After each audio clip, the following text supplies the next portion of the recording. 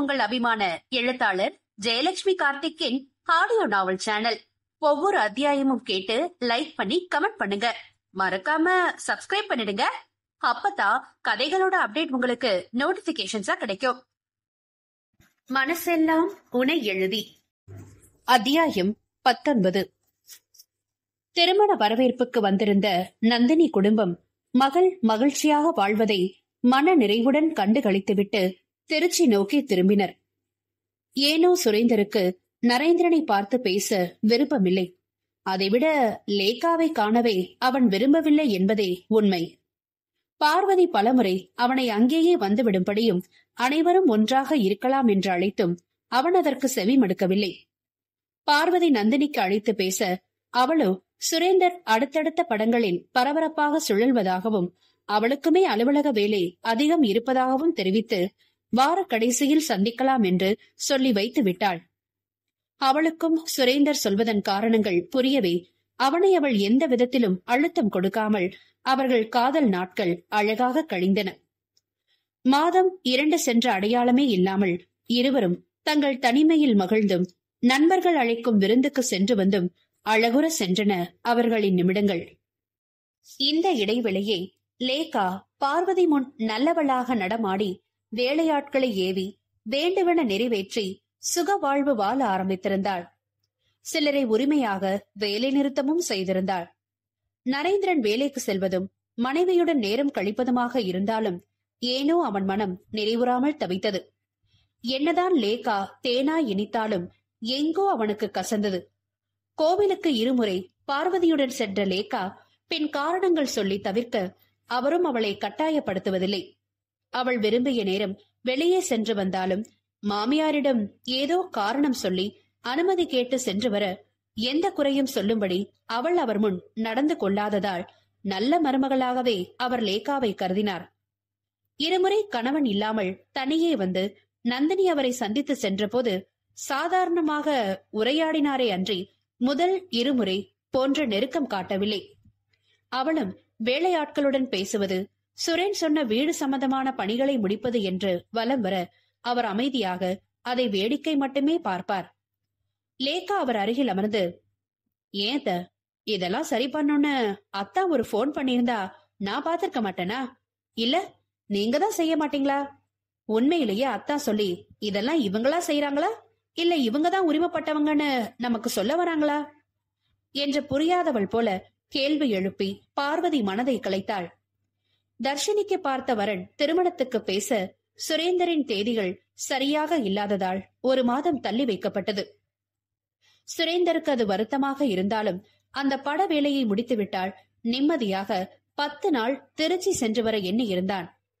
நாட்கள் செல்ல அன்று மாலை அலுவலக பணி முடிந்து வீட்டுக்கு கிளம்பிய நந்தினியை மீனா கிண்டல் செய்து கொண்டிருக்க, ஹே, அவர் 8 மணிக்குதான் வருவாரடி மதுரை, வேணும்னா நீ என்னோட வீட்டுக்கு வா, பிளே ஸ்டேஷன்ல கேம் விளையாடுவோம் என்று அழைத்தாள் நந்தினி.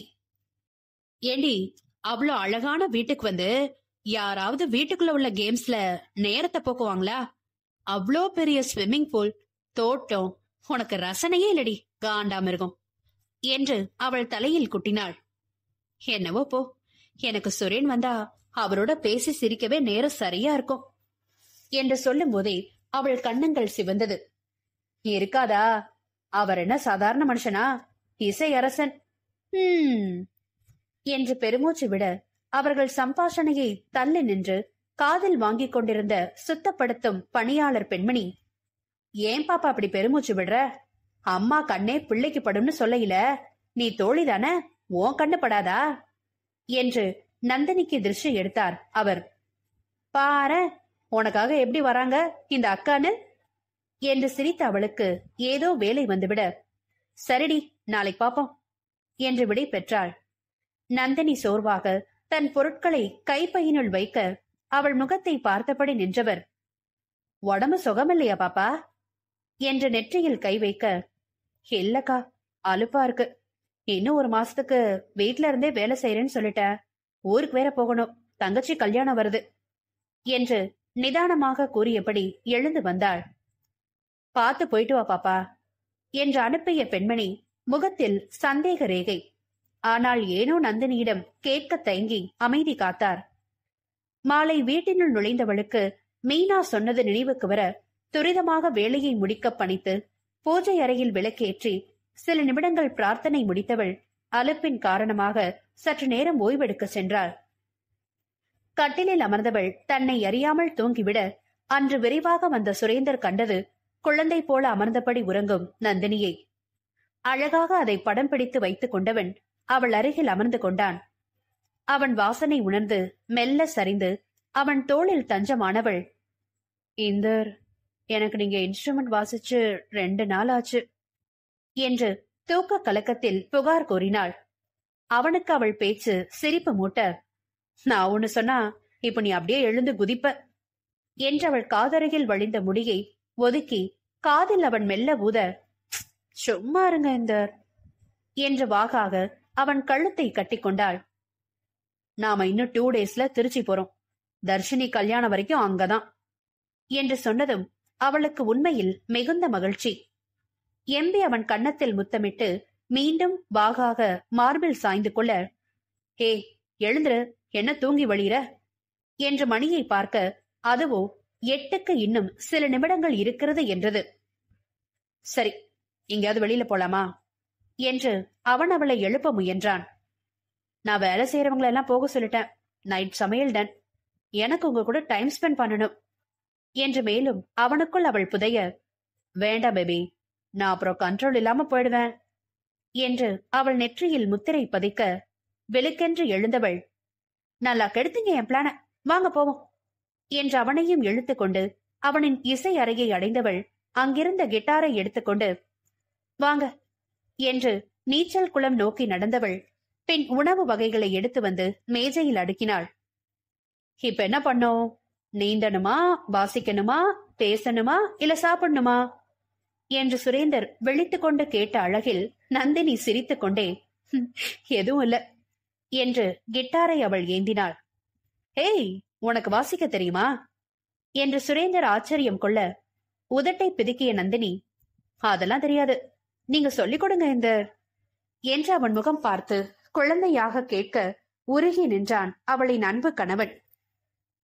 என்ன திடீர்னு கத்துக்கிறாச என்று கேள்வி எழுப்பினாலும் அவளுக்கு பின்னே வந்து நின்று கிட்டார் கம்பிகளுக்கிடையில் மீண்டும் கட்டையை அவள் பிடித்திருந்த அழகை கண்டு சிரித்தான். பின் அதை சரியாக வைத்து மீட்ட பழக்கினான். இன்னைக்கு மீனா சொன்னா எனக்கு ரசனை இல்லைன்னு, இவ்ளோ அழகான வீட்டை அனுபவிக்க தெரியலன்னு சொன்னா. வீடு ஒரு ஜட பொருள் இந்தர், ஆனா நீங்க, நான் உங்களை சரியா பாத்துக்கிறேனா, உங்ககிட்ட நேரம் உபயோகமா சந்தோஷமா கழிக்கிறேனான்னு தோணுச்சு. உங்க கூட பேசுறதும் உங்க கூடவே இருக்கிறதும் தவிர உங்ககிட்ட நான் ஒண்ணு கத்துக்கல, அத ரசிக்க மட்டும்தான் செய்யறேன், அதான் என்ற காரணத்தை கூற, நீ தினமும் என்னோட பேசும்போது நான் போட்ட மியூசிக் மட்டும் இல்லாம எவ்வளவு உலக விஷயம் பேசுறோம், தினமும் ஏதாவது புதுசா செய்யதான் செய்யறோம். அந்த மதுரை சொல்லுச்சேன்னு இன்னைக்கு உன் குட்டி மூளைய ரொம்ப கசக்கி கிட்டார் கத்துக்க வந்தியா என்றவளை பின்னால் இருந்து அனைத்து சின்ன சின்ன நோட்ஸ் மீட்ட கற்றுக் கொடுத்தான். அவளும் மகிழ்ச்சியாக கற்றவள் அவனை நோக்கி பின்னால் முகத்தை திருப்பி, நானு கத்துக்கிட்டேல என்று பூரிக்க விரித்த அவள் இதழ்களைக் கண்டு மையல் கொண்டவன் அதனை அணைத்து அவளை தன்னோடு இறுக்கிக் கொள்ள அவள் கிட்டாரை பக்கவாட்டில் சரித்து நிறுத்தினாள். சில நிமிடங்கள் நீண்ட அந்த முத்தத்தின் முடிவில் நந்தினியின் கண்கள் லேசாக ஈரம் பூத்துவிட, என்னடா என்று அவள் முகத்தை கரங்களுக்குள் ஏந்தினான் சுரேந்தர். கன்னத்தில் இருந்த அவன் கரத்தை நந்தினி மெல்ல இறக்கி அவள் வயிற்றில் வைக்க முதலில் திகைத்த பார்வையில் அவளை கண்ட சுரேன் கண்கள் கலங்க, பேபி, பேபி அடா, நமக்கா என்றவளை மீண்டும் கன்னத்தில் கை கொடுத்து கேட்டவன் அவள் தலை ஆமென்று அசையவே அவள் எலும்புகள் நொறுங்கும் அளவுக்கு இறுக்கமாக அணைத்திருந்தான். திருமணம் என்ற எண்ணமே இல்லாதிருந்தவனுக்கு எதிர்பாராத விதமாக மனைவி கண்ணின் மணியாக அமைய இப்போது அவள் சூழ்கொண்டிருக்கும் செய்தி அவனுக்கு இனிமையிலும் இனிமை சேர்த்தது. அவன் அணைப்பில் இறுக்கத்தை தாழ இயலாதவள், இந்த என்றவனை நினைவுக்கு கொண்டு வந்தாள். சாரி, ரொம்ப அழுத்திட்டனா, பேபிக்கு வலிக்குமா என்று அவள் வயிறை அவன் தடவி மன்னிப்பு கேட்க, போன நிமிஷம் வரைக்கும் நான் பேபி, இப்போ அது பேபியா? இனிமே என்ன கண்டுக்க மாட்டீங்களா இந்தர் என்று சிறு பிள்ளையாக முகத்தை அவள் தூக்கி வைத்துக் கொண்டாள். ஹேய், நீ தாண்டா எனக்கு எல்லாமே. இது நம்ம குட்டி பேபிடா. நீ என் மேல வச்ச அன்புக்கு அடையாளம் என்று டாப்பில் மறைந்திருந்த அவள் வயிறை தடவி முத்தமிட அவன் மீசை அவள் வயிற்றில் குறுகுறு போட்ட, இந்தர் கூசுது என்று அவன் சிகையை பற்றி நிமிர்த்தினாள். அவளை குழந்தை கையில் கிடைத்த பொம்மை போல தன்னுடன் சேர்த்து வைத்தே அன்று முழுவதும் தெரிந்தான் சுரேன். உணவை ஊட்டினான், அவளுக்கு பிடித்த இசையை வாசித்து காட்டினான். பிள்ளையை பற்றிய கனவுகள் அவனுக்கு திடீரென முளைத்து வானம் வரை வளர்ந்து அதை அவன் விவரிக்க அவை நந்தினிக்கு சிரிப்பூட்டியது.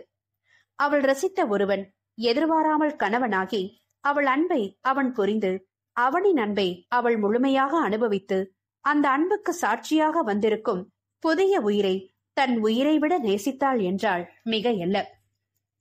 அறைக்குள் வந்த பின் அவள் அவன் அணைப்பில் இருக்க, நாளைக்கு அத்தையை பார்த்துட்டு சொல்லிட்டு வருவோமா என்று கேட்டதும் சுரேந்தர் முகம் நொடியில் சுருங்கி பின் சாதாரணமானது. அதை கவனித்தவள், என்னாச்சு இந்தர் என்று கேட்க, நேத்து சேகர் ஒரு விஷயம் சொன்னாரு, என்னவோ மனசுக்கு நெருடலாவே இருக்கு என்று தயங்கினான். என்ன என்று அவனை அமர்த்தி அவன் மடியில் அவள் அமர்ந்து கொள்ள அவனும் அவளை அணைத்து தன்மேல் சாய்த்து கொண்டு, அந்த வீட்டோட பில் இந்த 2 மாசத்துல ரொம்ப அதிகமாகிருக்கு. கிச்சன் மெயின்டெனன்ஸ் அது இதுன்னு.